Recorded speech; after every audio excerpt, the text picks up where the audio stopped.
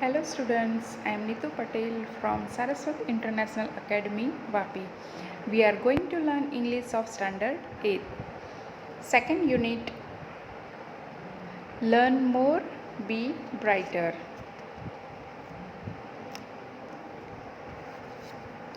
Let's start our second unit. First activity, listen, recite and enjoy the poem. અહીં જે એક poem આપી છે એને સાંભળવાનું છે, રિસાઇટ એટલે આપણે ગાવાનું પણ છે, અને એન્જોય ધ પોયમ અને આ કાવ્યની મજા લેવાની છે. Whenever I see others taller than me. Whenever I see એટલે કે જ્યારે પણ હું જોઉં છું, અધર્સ એટલે કે બીજાઓને, taller than me મારા કરતાં ઊંચા, taller than me એટલે મારા કરતાં ઊંચા, એટલે કે જ્યારે પણ હું મારા કરતાં ઊંચા લોકોને જ્યારે જોઉં છું, લાંબા લોકોને જોઉં છું. મિત્રો, અહીં ટોલ એ વિશેષણ છે, એટલે કે એડજેક્ટિવ છે, એને ઈઆર પ્રત્યે લગાવ્યું છે. એટલે આપણે ડિગ્રી 3 પ્રકારની હોય: પોઝિટિવ, કમ્પેરેટિવ અને સુપરલેટિવ.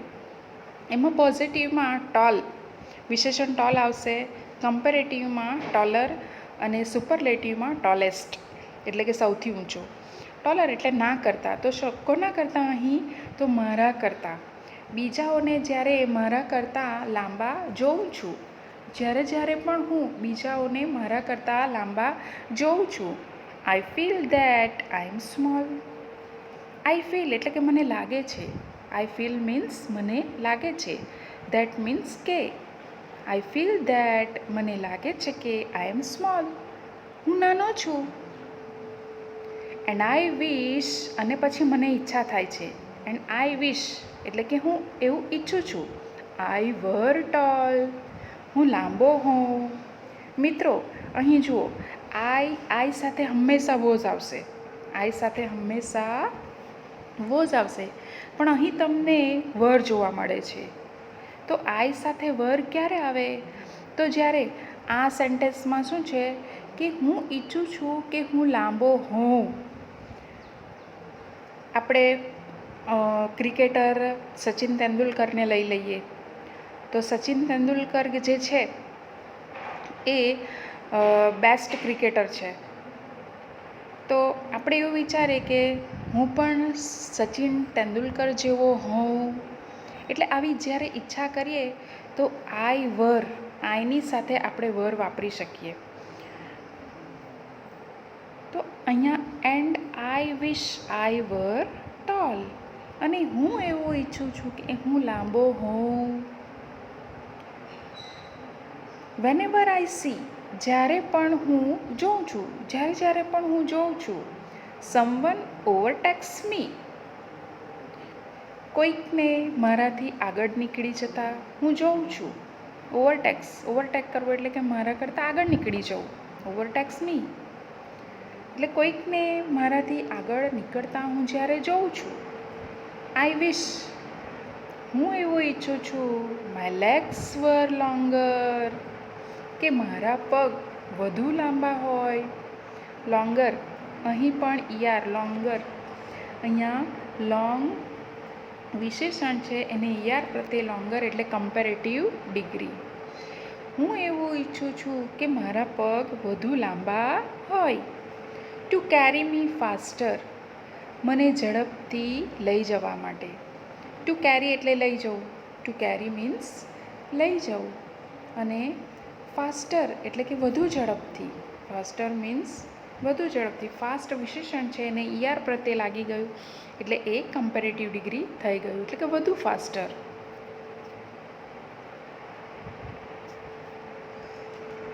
વેનેવર આઈ હિયર જ્યારે પણ હું સાંભળું છું. હિયર મીન્સ સાંભળવું. હિયર મીન્સ સાંભળવું એટલે કે જ્યારે પણ હું સાંભળું છું. ઓ યોર ફ્રેન્ડ ઇઝ સચ અ ડિયર. ઓ તારો મિત્ર કેટલો વહાલો છે. ડિયર એટલે વહાલો. Dear means વહાલો. સચ સચ એટલે કેવો, કેટલો. ઓ યોર ફ્રેન્ડ ઇઝ સચ અ ડિયર. ઓ તારો મિત્ર કેટલો વાલો છે. I feel like asking why. મને પૂછવાનું મન થાય, શા માટે. આઈ ફીલ એટલે કે મને એવું મન થાય.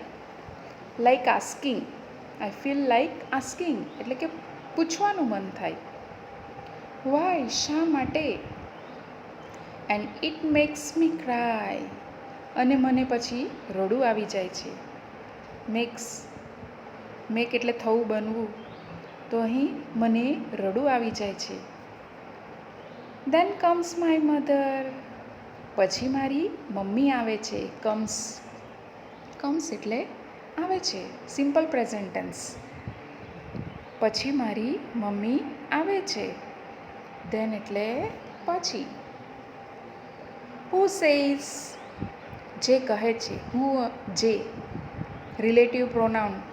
અહીં હું રિલેટિવ પ્રોનાઉનના પ્લેસ પર છે. હું એટલે જે એટલે મારી મમ્મી. હુ સેઝ જે કહે છે. Don't bother. બોધર મીન્સ ચિંતા. ડોન્ટ બોધર ચિંતા ન કર. આઈ લવ યુ માય ડિયર. હું તને ચાહું છું મારા વાલા. હા ને, મમ્મી શું કહે છે કે હું તને પ્રેમ કરું છું મારા વાલા. These words I am happy to hear. આ જે શબ્દો છે એ સાંભળીને હું ખુશ થાઉં છું. ટુ હિયર મીન્સ સાંભળવું. The words I am happy to hear. આ જે શબ્દો છે એ સાંભળીને હું ખુશ થાઉં છું. Second activity, see the picture and study the information. અહીં બાજુમાં સરસ મજાનું એક ચિત્ર આપ્યું છે. એ ચિત્રને જુઓ અને માહિતીનો અભ્યાસ કરો. Burj Khalifa is the tallest building in the world. મિત્રો, તમને બધાને ખબર જ છે કે સૌથી ઊંચામાં ઊંચી જે બિલ્ડિંગ છે વિશ્વની એ કઈ છે તો બુર્જ ખલીફા. તો બુર્જ ખલીફા જે છે એ વિશ્વની સૌથી ઊંચી ઇમારત છે.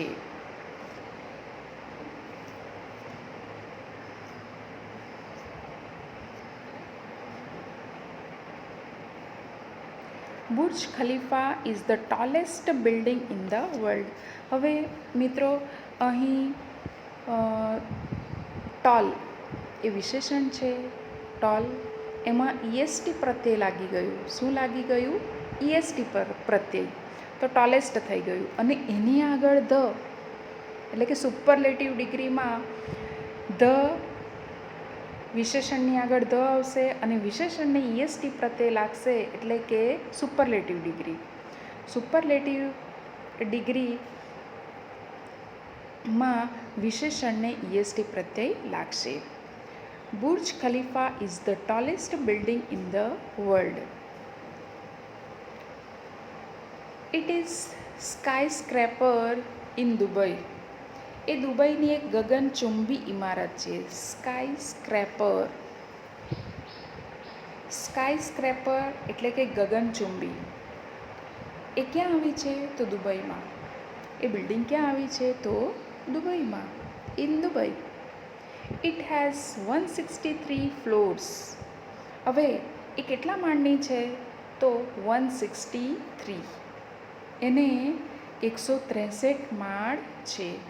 ઇટ્સ હાઇટ ઇઝ 827.8 મીટર્સ એટલે કે બ્રેકેટમાં આપ્યું છે 2722 ફીટ. અને એની ઊંચાઈ કેટલી છે તો 827.8 મીટર અને 2722 ફૂટ છે. It is the tallest man-made structure in the world. Man-made એટલે માનવ સર્જિત. મેનમેડ મીન્સ માનવ સર્જિત. સ્ટ્રક્ચર એ માણસ દ્વારા બનાવેલું વિશ્વની સૌથી ઊંચી ઇમારત છે. It is the tallest man-made structure in the world. Its base is 3,33,100 square feet.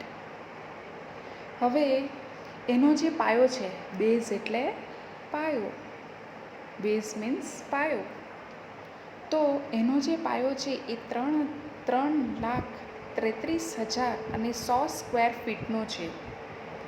It has the longest water supply line. હવે એનો જે પાણી પુરવઠો જે છે એ સૌથી લાંબી લાઈન એમાં છે, પાણી પુરવઠાની એમાં સૌથી લાંબી લાઈન છે. The longest superlative degree, long વિશેષણ છે, એને EST પ્રત્યય, અને એની આગળ ધ, વિશેષણની આગળ ધ અને એ વિશેષણને EST પ્રત્યય લાગશે તો સુપરલેટિવ ડિગ્રી બનશે, એટલે કે શ્રેષ્ઠતાવાચક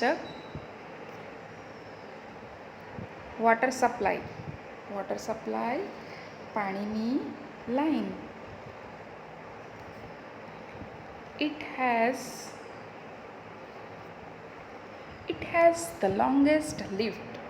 હવે એમાં સૌથી લાંબી લિફ્ટ છે, લિફ્ટ પણ એમાં સૌથી લાંબી છે, the longest. Its cost construction was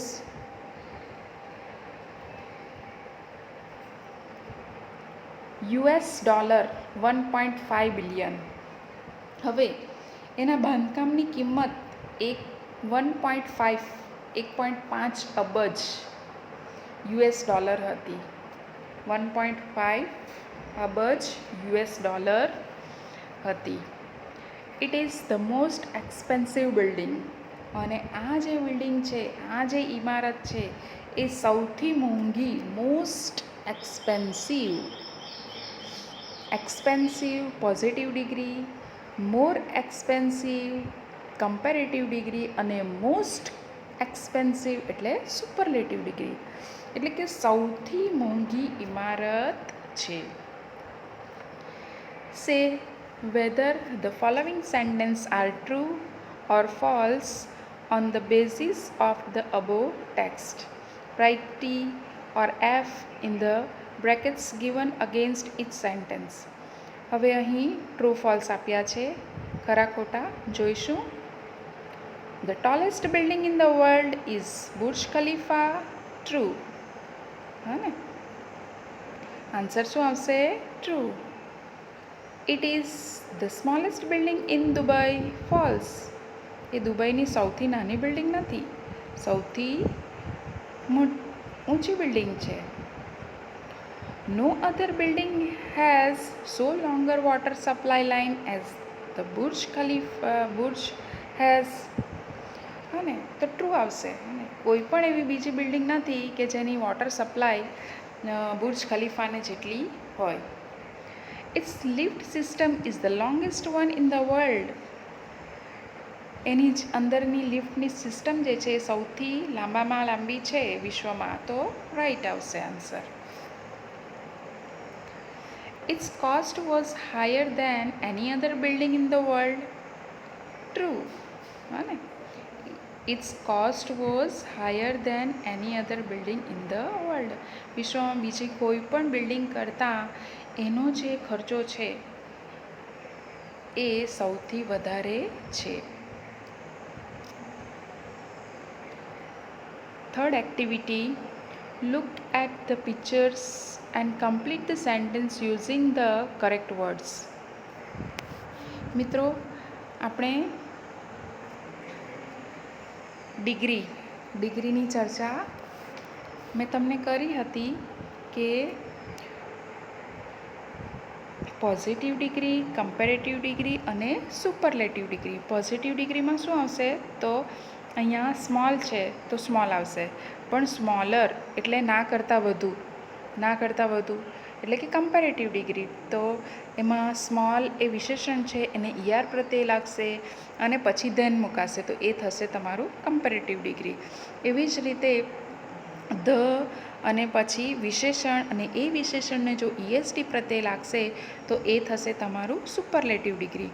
તો અહીં આપણે એ જ ડિગ્રીનો ઉપયોગ કરીને આ ફિલિંગ ધ બ્લેન્ક્સને ફિલ કરવાની છે. First, second box is small. અને બીજું બોક્સ જે છે એ કેવું છે? નાનું છે. Third box is smaller than first box. હવે ત્રીજું બોક્સ જે છે એ શેના કરતાં? તો third box is smaller than first box. એ પ્રથમ બોક્સ કરતાં નાનું છે, ના કરતાં નાનું, એટલે કમ્પેરેટિવ ડિગ્રી. હવે second box is the smallest of all the boxes. હવે જે બીજું જે બોક્સ છે એ સૌથી નાનું, બધા બોક્સ કરતાં એ સૌથી નાનું બોક્સ છે. Second, the apple tree does not have thick trunk. The apple tree. હવે જે સફરજનનું વૃક્ષ છે, does not have thick trunk, એનું જે ટ્રંક છે એટલે કે થડ જે છે એ એટલું થીક એટલે કે જાડું નથી. The trunk of the mango tree is thicker than the apple tree. હવે એપલ ટ્રી કરતાં એટલે સફરજનના ઝાડ કરતાં થોડું વધારે જે થડ જાડું છે એ કોનું છે? તો મેંગો ટ્રીનું. એટલે થીકર આવશે. અહીંયા ધેન છે એટલે થીક એ વિશેષણ છે એને ઈઆર પ્રત્યે લાગશે. The banyan tree has the thickest trunk of all the trees. Banyan tree એટલે કે વડનું ઝાડ જે છે એ કેવું છે? તો સૌથી એનું જે થડ છે એ સૌથી જાડું થડ છે. તો થિકેસ્ટ, ધ સુપરલેટિવ ડિગ્રીમાં ધ આવશે અને વિશેષણ થિકને ઈએસટી પ્રત્યે લાગશે એટલે થિકેસ્ટ થઈ જશે. ત્રીજું, Arnab is short boy. Arnab કેવો છે? તો શોર્ટ બોય છે. Aditya is the shortest boy in the class. Aditya જે છે એ સૌથી નાનો, શોર્ટેસ્ટ એટલે સૌથી નાનો છોકરો છે ક્લાસમાં. યુવરાજ ઇઝ શોર્ટર દેન અર્ણવ. હે યુવરાજ જે છે એ અર્ણવ કરતાં કેવો છે? તો અર્ણવ કરતાં એ નાનો છે. યુવરાજ ઇઝ.